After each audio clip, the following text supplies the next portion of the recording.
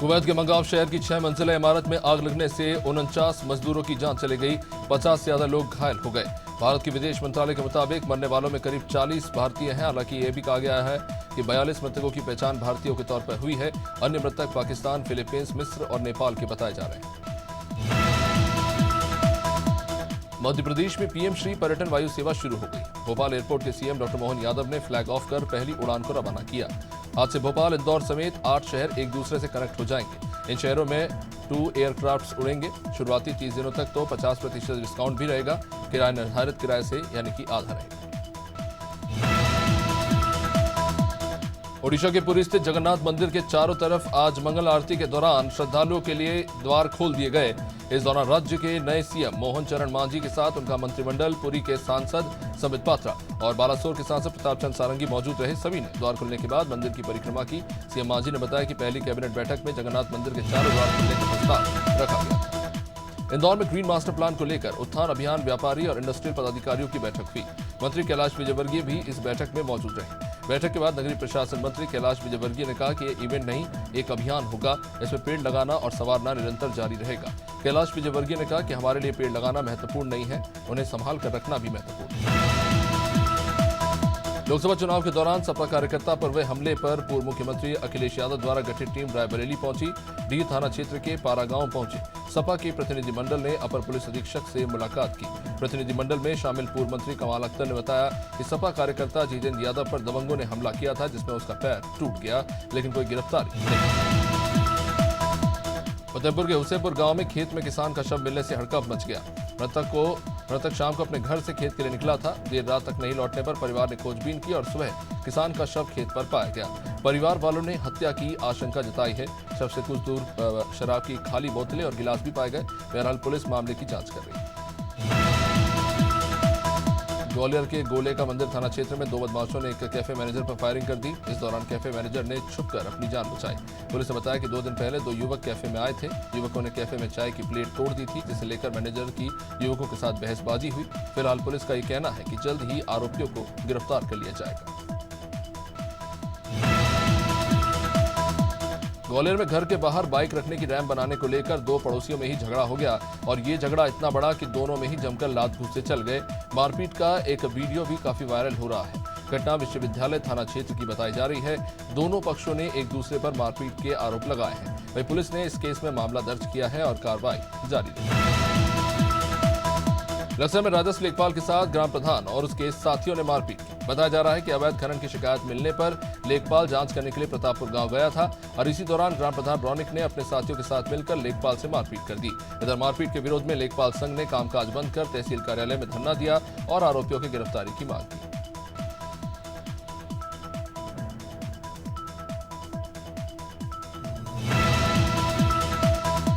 रामपुर में नाबालिग बेटी पर गोली चलाने वाले पिता को पुलिस ने गिरफ्तार कर लिया। मामला बिलासपुर थाना इलाके का, जहां हफ्ते भर पहले एक शख्स ने अपनी नाबालिग बेटी को गोली मार दी थी। इस पूरे मामले में एसपी राजेश द्विवेदी ने बताया कि पुलिस जांच में खुलासा हुआ कि पिता ने नाबालिग बेटी पर शक की वजह से गोली चलाई थी। फिलहाल नाबालिग बेटी का इलाज जारी है।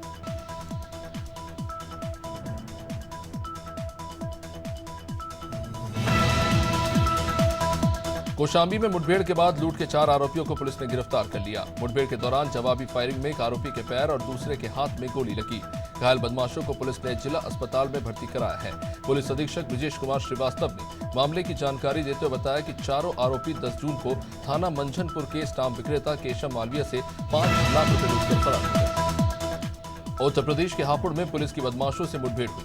बता दें कि थाना गढ़मुक्तेश्वर और एओजी की टीम ने चेकिंग की और इसी दौरान पुलिस टीम की बदमाशों से मुठभेड़ हुई। जवाबी कार्रवाई में 2 बदमाश घायल हो गए, जिनके कब्जे से अवैध असले सहित कारतूस और बाइक पुलिस ने बरामद की। गिरफ्तार बदमाश गढ़मुक्तेश्वर से गौकशी के मामले में फरार चल रहे थे। फिलहाल घायल को बाद में अस्पताल पहुंचाया। अनूपपुर जिले के कोतमा में स्टाफ नर्स के साथ अभद्रता करने का मामला सामने आया है। पीड़ित नर्स की शिकायत पर पुलिस ने आरोपी युवक को गिरफ्तार कर लिया। दरअसल ये पूरा मामला कोतमा सामुदायिक स्वास्थ्य केंद्र का बताया जा रहा है। स्टाफ नर्स संगीता शर्मा के साथ आरोपी गोलू साहू ने अभद्रता की। इसका ये वीडियो सामने आया है।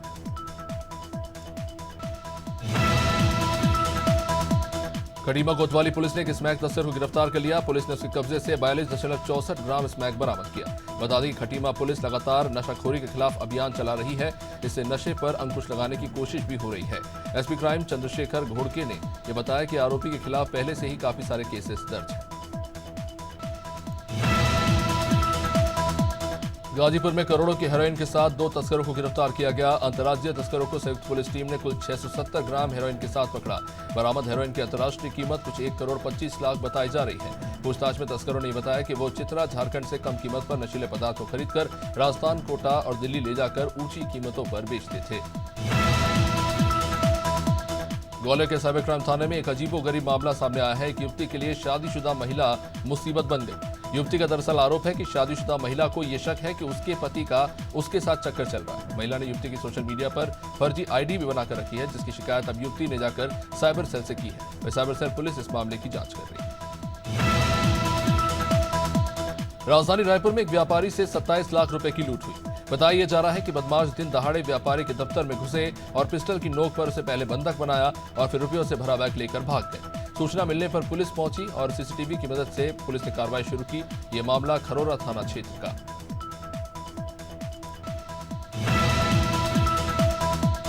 मसूरी में जाम से निजात दिलाने के लिए प्रशासन और परिवहन विभाग काम कर रहा है, जिसे लेकर सड़क किनारे खड़ी स्कूटी और गाड़ियों के खिलाफ भी परिवहन विभाग ने कार्रवाई की और दर्जनों स्कूटी और 4 पहिया वाहनों को सीज कर दिया गया।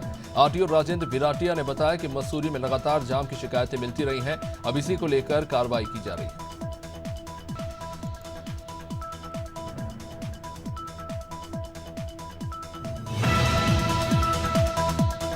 खटीमा में वन विभाग की टीम ने अवैध कुकाट लकड़ी से भरी ट्रैक्टर ट्रॉली को जब्त किया। ड्राइवर समेत लकड़ी तस्कर वन विभाग की टीम को हालांकि चकमा देकर मौके से फरार हो गए। इस मामले में वन रेंज अधिकारी महेश चंद्र जोशी ने बताया कि मुखबिर से यह सूचना मिली थी कि खटीमा के यूपी उत्तराखंड सीमा से लगे पोलीगंज में अवैध लकड़ी का परिवहन हो रहा है। इसके बाद वन विभाग ने कार्रवाई की।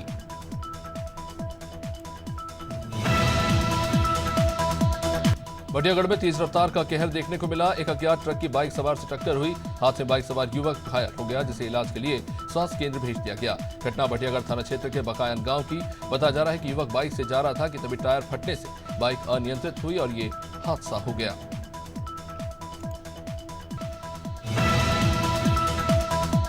कोरबा में मिनी ट्रक और बाइक में जबरदस्त टक्कर हुई। हादसे में 2 लोगों की जान चली गई है। बताया जा रहा है कि बाइक चालक काफी तेज रफ्तार में बाइक चला रहा था, जो कि अचानक से अपनी बाइक पर से नियंत्रण खो बैठा और विपरीत दिशा से आ रही मिनी ट्रक से जा टकराया। इसके बाद दोनों घायलों को स्वास्थ्य केंद्र लाया गया। यहाँ डॉक्टरों ने दोनों को मृत बता दिया। घटना कटघोरा थाना क्षेत्र के कसलिया। गाजियाबाद में शॉर्ट सर्किट से 3 मंजिला मकान में जबरदस्त आग लगी। हादसे में पति, पत्नी और बेटी समेत कुछ 5 लोग जिंदा जल गए। 2 लोग गंभीर रूप से झुलस भी गए। यह घटना हाजीपुर बमहेटा गांव में हुई है। मकान में फोम रखा हुआ था। इससे आग तेजी से भड़कती चली गई और किसी को बाहर निकलने का मौका ही नहीं मिला। हरदा जिला मुख्यालय से करीब 3 किलोमीटर दूर स्थित रहटा खुर्द गांव में सोमेश राजेश अग्रवाल की पटाखा फैक्ट्री में एक बार फिर आग लगी है। हालांकि समय रहते दमकल की टीम ने आग को तो बुझा दिया। इससे एक बड़ा हादसा टल गया है। दरअसल 6 फरवरी को पटाखा फैक्ट्री में हुए धमाके के बाद जिला प्रशासन ने रहटा खुर्द की पटाखा फैक्ट्री को सील कर दिया था। ग्वालियर के चंदन नगर में एक अनजान महिला देर रात घरों की घंटी बजाकर दहशत फैला रही है। पुलिस टीम ने सीसीटीवी फुटेज के आधार पर अनजान महिला की अब तलाश शुरू कर दी है। ये महिला माधोगंज अपागंज के इलाके की रहने वाली निकली है। महिला ने बताया कि उसके पति का तलाक हो चुका है और वो अपने प्रेमी के साथ लिव इन रिलेशनशिप में रह रही है। उसका किसी बात को लेकर प्रेमी से झगड़ा हुआ था, जिससे वो देर रात प्रेमी को ढूंढ रही थी। बरेली में अवैध कॉलोनियों पर बीडीए की कार्रवाई जारी है। बीडीए ने बीसलपुर रोड पर पूर्णापुर गांव और भोजीपुरा के नैनीताल रोड के किनारे 4 अवैध कॉलोनियों को बुलडोजर से ध्वस्त करा दिया। कॉलोनाइजर के खिलाफ बीडीए ने अवैध निर्माण को लेकर नोटिस जारी किया था। नोटिस का जवाब न मिलने पर ध्वस्तीकरण की ये कार्रवाई की गई। दिल्ली के बीजेपी प्रदेश अध्यक्ष वीरेंद्र सचदेवा ने टैंकर माफिया का खुलासा किया। उन्होंने कहा कि आम आदमी पार्टी के विधायक टैंकर माफिया के साथ मिलकर पानी की चोरी कर रहे हैं। पालम की एक वार्ड अध्यक्ष अपर्णा, जो विधायक भावना गौड़ के कार्यालय की प्रभारी भी हैं, उनके पति महेश कुमार के नाम पर कई सारे टैंकर चल रहे हैं। इन्हीं नंबरों से पंजीकृत है और आप नेता संजीव चौधरी के नाम पर भी 2 टैंकर चल रहे हैं। गुना में अतिक्रमण हटाने गए शासकीय अमले और बीजेपी पदाधिकारियों के बीच ही झगड़ा हो गया और ये विवाद इतना बढ़ गया कि पुलिस ने बीजेपी पदाधिकारियों को खदेड़ दिया। कथित अतिक्रमणकारियों का ये आरोप है कि प्रशासन ने बिना नोटिस दिए ही कार्रवाई शुरू कर दी। दरअसल कलेक्टर, एसपी सहित नगर पालिका का अमला बुदरिया तालाब के पास अतिक्रमण को हटाने पहुंचा था, जिसका भाजपा प्रदेश कार्य समिति के सदस्य ओम प्रकाश विरोध कर रहे थे। जल गंगा संवर्धन अधिनियम में अभियान में अब बैरसिया नगर पालिका भी जुट गई है। अभियान के तहत रोज जल स्रोतों के जीर्णोद्धार का काम चल रहा है। नगर पालिका अध्यक्ष प्रतिनिधि कुलदीप सिंह राठौड़, बैरसिया तहसीलदार लाखन सिंह चौधरी और नगर पालिका प्रभारी सीएमओ जाहिद अली ने भी श्रमदान किया और साफ सफाई की।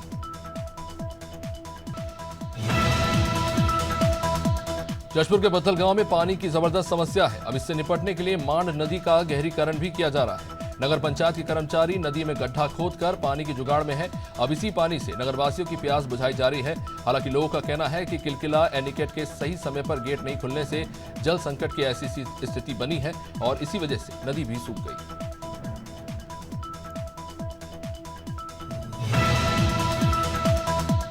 जबलपुर जिले के कोटवारों ने वेतन संगति को लेकर कलेक्टर को मांग पत्र सौंपा है और कोटवारों ने बताया कि उनका वेतन 3 महीने से उन्हें मिला ही नहीं, जिसके चलते कोटवारों को आर्थिक तंगी से गुजरना पड़ रहा है। पहले भी वेतन विसंगति की समस्या रही थी। वहीं इस संबंध में स्थानीय अधिकारियों को भी बताया गया, लेकिन किसी तरह की कोई सुनवाई अभी तक नहीं हुई है। कोटवारों का कहना है कि उनका वेतन डलवाया जाना चाहिए।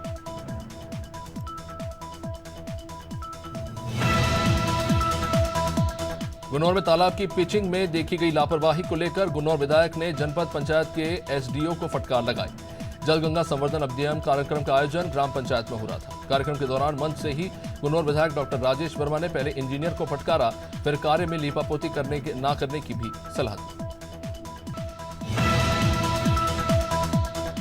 देश भर में नीट परीक्षा का परिणाम मुद्दा बना हुआ है। छात्रों के साथ उनके अभिभावक परीक्षा में गड़बड़ी का आरोप लगा रहे हैं। अब इसी बीच सरगुजा में नीट एग्जाम में भ्रष्टाचार के आरोप लगाते हुए अखिल भारतीय विद्यार्थी परिषद ने जबरदस्त विरोध प्रदर्शन किया और एनटीए का पुतला फूंक दिया। 67 छात्र के 720 अंक आने के बाद इस साल के नीट एग्जाम को लेकर भ्रष्टाचार के आरोप लगाए। जातारा नगर की बेटी पूजा लक्षकार ने जतारा जिला टीकमगढ़ के साथ समूचे बुंदेलखंड का नाम रोशन कर दिया। पूजा लक्षकार डीएसपी बन गई हैं। पूजा के पिता बीडी लक्षकार जो शिक्षा विभाग में शिक्षक के पद पर पदस्थ हैं, वही पूजा की मां लाजमती लक्षकार भी शिक्षक हैं। इस मौके पर अंतर्राष्ट्रीय मानव अधिकार सुरक्षा संगठन के लोगों ने पूजा को सम्मानित किया। शेयर बाजार आज ऑल टाइम हाई रिकॉर्ड पर पहुंच चुका है। कारोबार के दौरान सेंसेक्स ने 77,145 और निफ्टी ने 23,481 का स्तर छू लिया। वही सेंसेक्स 400 अंक से ज्यादा की तेजी के साथ 77,000 के स्तर पर कारोबार कर रहा है। निफ्टी में भी 100 अंक से ज्यादा की तेजी देखी गई है। ये 23,450 के स्तर पर कारोबार कर रहा है। 14 जून को मई के थोक महंगाई के आंकड़े जारी होंगे। एक्सपर्ट्स के अनुसार इसमें गिरावट देखने को मिल सकती है। इससे पहले अप्रैल महीने में थोक महंगाई 1.26% रही थी, जो 13 महीने का उच्चतम स्तर था। वही एक महीने पहले मार्च 2024 में ये आंकड़ा 0.53% रहा। तो वही फरवरी में थोक महंगाई 0.20% और जनवरी में 0.27%। T20 वर्ल्ड कप में 27वें मैच में बांग्लादेश का सामना नीदरलैंड से होगा। बांग्लादेश ने पहले मैच में श्रीलंका को हराया, लेकिन दूसरे मैच में साउथ अफ्रीका से हार झेलनी पड़ी। उन्हें अब क्वालिफाई करने के लिए मुकाबला आज का जीतना होगा नेपाल के खिलाफ। आखिरी दोनों मैच जीतने होंगे। दूसरी ओर नीदरलैंड ने पहले मैच में नेपाल को हराया, लेकिन दूसरे मैच में टीम को साउथ अफ्रीका से हार मिली। वेस्टइंडीज ने आईसीसी T20 वर्ल्ड कप के 29वें मैच में न्यूजीलैंड को 13 रनों से हरा दिया। वेस्टइंडीज की कीवी टीम के खिलाफ T20 वर्ल्ड कप में यह लगातार दूसरी जीत है। त्रिनिदाद में न्यूजीलैंड ने टॉस जीतकर पहले बॉलिंग का फैसला लिया। वेस्टइंडीज ने 20 ओवर में 9 विकेट के नुकसान पर 149 रन बनाए और न्यूजीलैंड को 150 रनों का टारगेट दिया। जवाब में न्यूजीलैंड 20 ओवर में 9 विकेट खोकर 136 रन ही बना। भारत ने T20 वर्ल्ड कप के 25वें मुकाबले में अमेरिका को 7 विकेट से हरा दिया। नसाउ काउंटी क्रिकेट स्टेडियम में भारतीय टीम ने टॉस जीतकर गेंदबाजी करने का फैसला लिया। अमेरिका ने 20 ओवर में 8 विकेट पर 110 रन बनाए। इसके जवाब में भारतीय टीम ने 18.2 ओवर में 3 विकेट पर टारगेट हासिल कर लिया।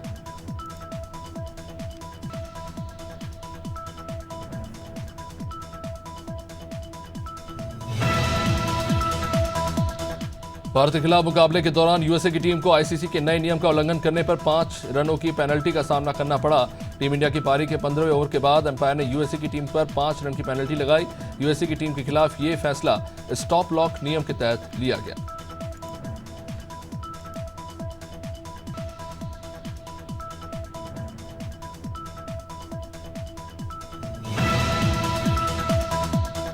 आज आमिर खान की मां जीनत हुसैन का 90वां जन्मदिन है। एक्टर ने इसे बेहद खास मनाने की प्लानिंग की है और इसके लिए आमिर मुंबई स्थित अपने घर पर ग्रैंड सेलिब्रेशन करने जा रहे हैं। यहाँ वो अलग अलग शहरों से 200 से ज्यादा परिवार के सदस्यों और दोस्तों को साथ लाकर आने वाले हैं।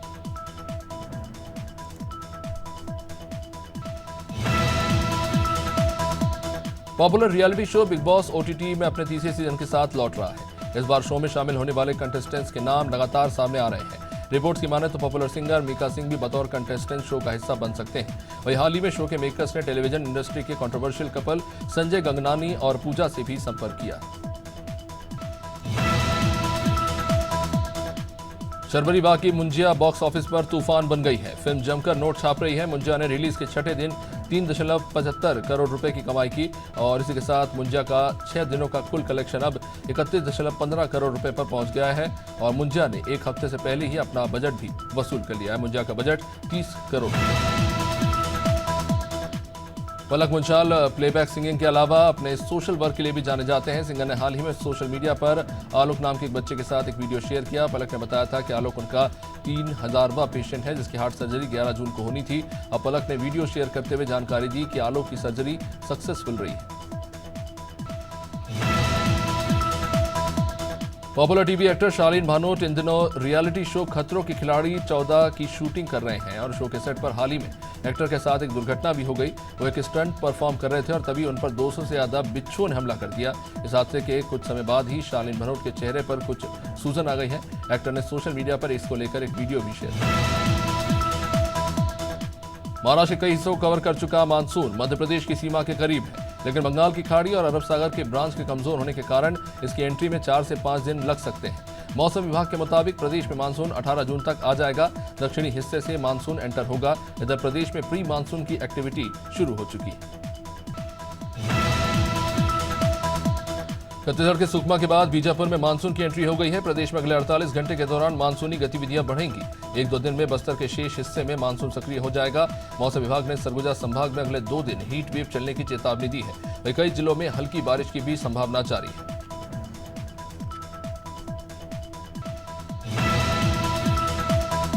झारखंड में हीट वेव को लेकर कई जिलों में अलर्ट जारी किया गया है। बुधवार को डाल्टनगंज और सरायकला खरसवा सबसे गर्म रहा। यहां पारा 45.4 डिग्री पर पहुंचा। तो वहीं राज्य में बुधवार को लू से 3 लोगों की मौत हो गई। मृतकों में एक रामगढ़ और 2 जमशेदपुर के हैं। तो वहीं मौसम विभाग ने गोड्डा देवघर समेत 7 इलाकों में आसमान में बादल छाने की संभावना जाहिर की है। पटना समेत प्रदेश में अगले 2 दिनों तक भीषण गर्मी और लू का प्रकोप जारी रहेगा। मौसम विभाग ने आज 20 जिलों में लू को लेकर रेड और ऑरेंज अलर्ट जारी किया है। बुधवार को पटना, गया समेत 15 जिलों में पूरे दिन लू की स्थिति बनी रही। पूरे दिन तापमान 40 से 45 डिग्री सेल्सियस रहा।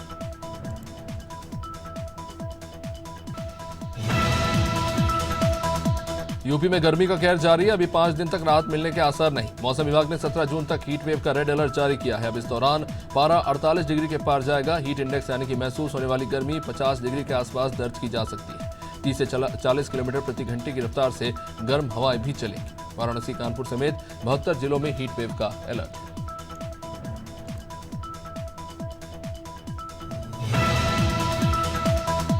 चंडीगढ़ में तापमान एक बार फिर से 44 डिग्री सेल्सियस से ऊपर पहुंच गया है। मौसम विभाग ने आज के लिए हीट वेव का ऑरेंज अलर्ट जारी किया। तो वहीं अगले 3 दिनों के लिए हीट वेव के लिए येलो अलर्ट जारी किया हुआ है। अधिकतम तापमान 45 डिग्री सेल्सियस और न्यूनतम तापमान 28 डिग्री सेल्सियस रह सकता है। मौसम विभाग के अनुसार मानसून महीने के अंत तक चंडीगढ़ में दस्तक दे सकता है।